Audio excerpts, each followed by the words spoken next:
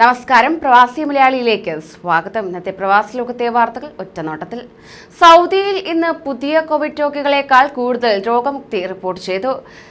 1084 പുതിയ രോഗികളും 1285 രോഗമുക്തിയുമാണ് റിപ്പോർട്ട് ചെയ്തത്. ഇതോടെ രാജ്യത്താകെ കോവിഡ് ബാധിച്ചവരുടെ എണ്ണം 5,26,814, രോഗമുക്തി നേടിയവരുടെ എണ്ണം 5,07,374 ഒമാനിൽ 287 പേർക്ക് കൂടി കോവിഡ് സ്ഥിരീകരിച്ചതായി ആരോഗ്യ മന്ത്രാലയം അറിയിച്ചു.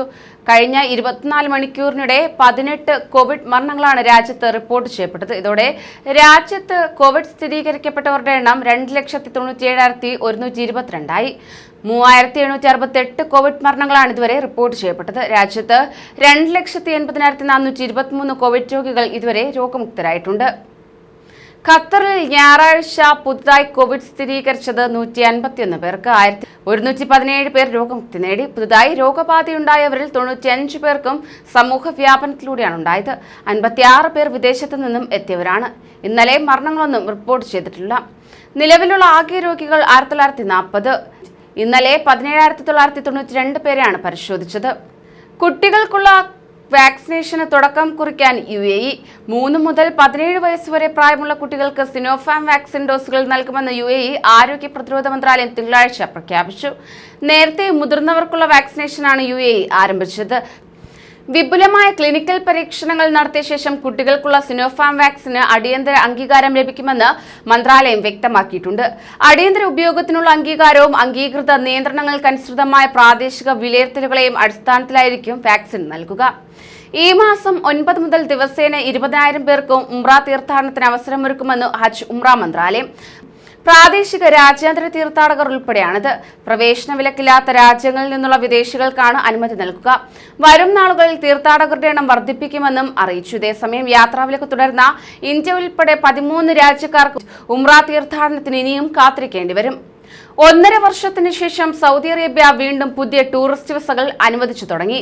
വിനോദസഞ്ചാരികൾക്ക് വിമാനത്താവളങ്ങൾ വഴിയും കരാതിർത്തികൾ വഴിയും ഇന്നു മുതൽ പ്രവേശനം അനുവദിച്ചു. സിവിൽ ഏവിയേഷൻ അതോറിറ്റി അറിയിച്ചിരിക്കുകയാണ്. രാജ്യത്ത് അംഗീകരിച്ച വാക്സിൻ എടുത്ത വിനോദസഞ്ചാരികൾക്കാണ് പ്രവേശനം അനുവദിക്കുക. ഞായറാഴ്ച പ്രാബല്യത്തിൽ വന്ന യെല്ലോ ജാഗ്രതാ ലെവലിലെ മുൻകരുതൽ നടപടികൾ കർശനമായി പാലിക്കണമെന്ന് കോവിഡ് പ്രതിരോധത്തിനുള്ള ബഹ്റൈനിലെ നാഷണൽ മെഡിക്കൽ ടാസ്ക് ഫോഴ്സ് അറിയിച്ചു. സാമൂഹിക അകലം, പൊതുസ്ഥലങ്ങളിൽ മാസ്ക് ധരിക്കൽ എന്നിവ പാലിക്കുന്നതിൽ ജാഗ്രത പുലർത്തണം. വൈറസിന്റെ ഡെൽറ്റ വകഭേദം വിവിധ രാജ്യങ്ങളിൽ വ്യാപിക്കുന്ന സാഹചര്യത്തിലാണ് മുൻകരുതൽ നടപടി. 40 വയസ്സിന് മുകളിലുള്ള 80% പേർക്കും ബൂസ്റ്റർ ഡോസ് ലഭിക്കുന്നതുവരെ ചുവപ്പ്, ഓറഞ്ച്, മഞ്ഞ അലർട്ട് ലെവലുകൾ മാത്രമായിരിക്കും ഉണ്ടാകുക. ഇന്ത്യ, പാകിസ്ഥാൻ, ബംഗ്ലാദേശ്, ശ്രീലങ്ക എന്നിവിടങ്ങളിൽ നിന്നുള്ളവരുടെ യാത്രാവിലക്ക് നീണ്ടേക്കാമെന്ന സൂചന നൽകി ഇത്തിഹാദ് എയർവേസ്. യാത്രക്കാരുടെ ചോദ്യങ്ങൾക്കുള്ള മറുപടിയായി ട്വിറ്ററിലാണ് ഇക്കാര്യം അറിയിച്ചത്. ഓഗസ്റ്റ് 7 വരെ ഈ രാജ്യങ്ങളിൽ നിന്നുള്ള വിമാനങ്ങൾ ഉണ്ടാവില്ല. എന്നാൽ സാഹചര്യങ്ങൾക്കനുസരിച്ച് സർക്കാർ തീരുമാനം മാനിച്ച് തീയതി നീട്ടിയേക്കാമെന്ന് മറുപടിയിൽ പറയുന്നു. ഓഗസ്റ്റ് 7 വരെ സർവീസ് ഉണ്ടാകില്ലെന്ന് എമിറേറ്റ്സും അറിയിച്ചിരുന്നു. വാഹനാപകടത്തിൽ പരിക്കേറ്റ ആലപ്പുഴ സ്വദേശി റിജാസ് മുഹമ്മദ് കുഞ്ഞിന് 6 ലക്ഷം ദിർഹം, അതായത് 1.2 കോടി രൂപ നഷ്ടപരിഹാരം നൽകാൻ ദുബായ് കോടതി വിധി. 2020 ജനുവരി 12-ന് അൽ ഐൻ അബുദാബി റോഡിലാണ് അപകടം.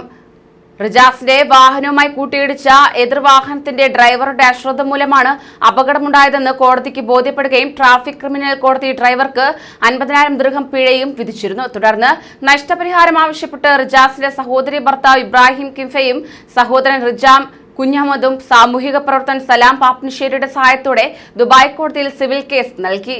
1 വർഷം നീണ്ട നിയമപോരാട്ടത്തിനൊടുവിലാണ് റിജാസിന് നഷ്ടപരിഹാരം ലഭിച്ചത്. കേരളത്തിൽ നിന്നും ഖത്തറിലേക്ക് പുതിയ സർവീസുകൾ തുടങ്ങാനൊരുങ്ങി ഗോ ഫസ്റ്റ് എയർലൈൻസ്. ഓഗസ്റ്റ് 5 മുതൽ കണ്ണൂർ, കൊച്ചി, മുംബൈ എന്നിവിടങ്ങളിൽ നിന്ന് ദോഹയിലേക്കുള്ള സർവീസുകൾ ആരംഭിക്കും. ഇന്ത്യയുടെ ബജറ്റ് വിമാന സർവീസായ ഗോ എയർലൈൻസ് ആണ് പേര് മാറ്റി ഗോ ഫസ്റ്റ് എയർലൈൻസ് ആയത്. നേരത്തെ പ്രഖ്യാപിച്ചതനുസരിച്ച് ഇന്ത്യയിൽ നിന്നും ഖത്തറിലേക്കും തിരിച്ചും ഓഗസ്റ്റ് 5 മുതൽ സർവീസ് തുടങ്ങുമെന്നാണ് കമ്പനിയുടെ അറിയിപ്പ്. കൂടുതൽ പ്രവാസി വാർത്തകൾക്കായി ഈ ചാനൽ സബ്സ്ക്രൈബ് ചെയ്യൂ.